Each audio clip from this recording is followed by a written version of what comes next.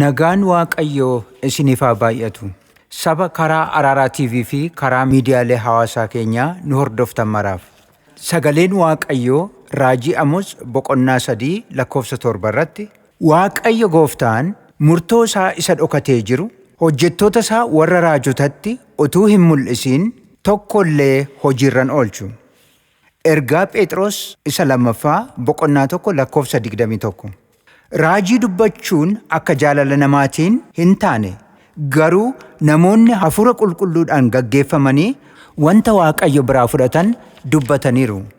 Waaqayyo karaa nama isaa Raajii Masarat Taayyee kana kan dubbatu namni mallattoo kana argee akka dinqifatuuf otoo hin ta'in dammaqee kadhatee akka ooluuf malee namni akka baduuf miti. Ergaa Phexros isa 2 boqonnaa 3:9. Gooftaan wanta abdachiise raawwachuudhaaf hin seesu. Akka namoonni tokko seesutti isa lakkaa'an miti. Inni namoonni hundinuu yaada garaa isaanii akka geeddaratan malee gar tokkoyyuu akka badan waan hin barbaanneef obsaan isaaniif hin danda'a. Namni Waaqayyoo Raajii Masarat Taayyee xumura bara 2017tti 7 Waaqayyoon kadhachaa turani. Yeroo kana keessa bara 2018 keessa waan ta'uuf jiru waan Waaqayyo isaanitti himeef isaanitti mul'ise jalqaba fulbaanaa bara 2018 keessa karaa miidiyaalee keenyaa dabarsuun keenya ni yaadatama.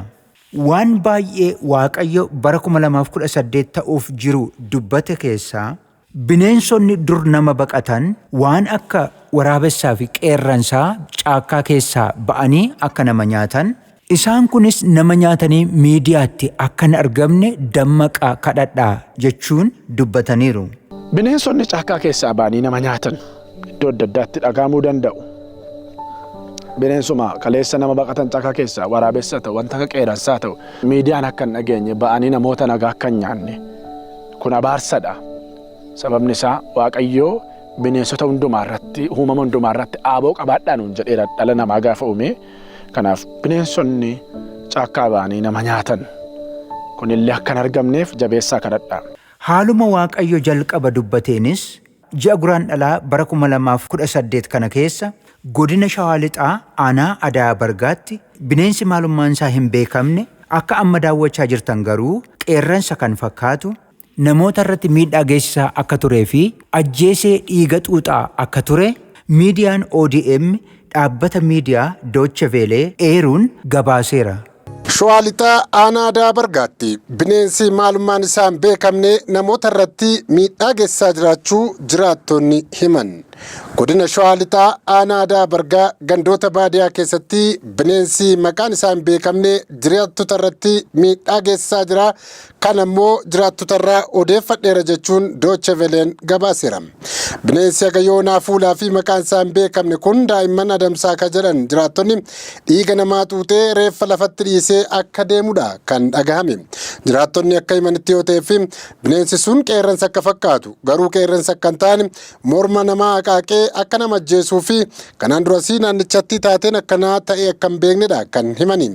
Dabalataanis bineensi suni Adaa Bargaa gandoota akka Gaattiraa, Nabee, Bishaan Diimoo, Maaruu, Cabootti kaan keessattillee yaaddoomeera. Aanaan Adaa Bargaa miidhaa bineensa maqaan hin baramne kanarraa hawaasni akka of eeggatu gama fuula miidiyaa hawaasaatiin akeekkachiisni yeroo ammaa ka'aa jira. Obbo Warquu Hundeessaa aangawaa waajjira kominikeeshinii Shawaa Lixaati.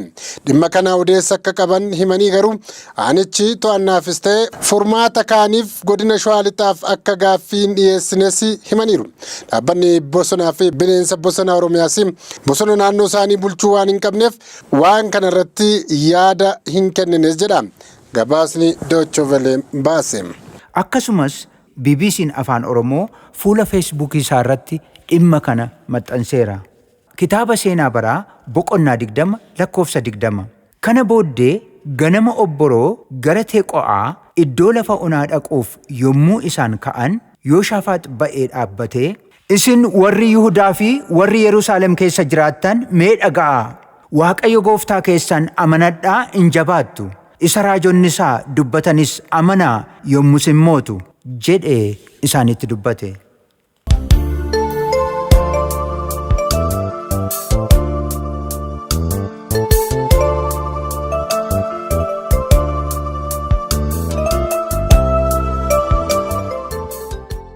የጌታችን የኢየሱስ ክርስቶስ ሰላም ይብዛላችሁ።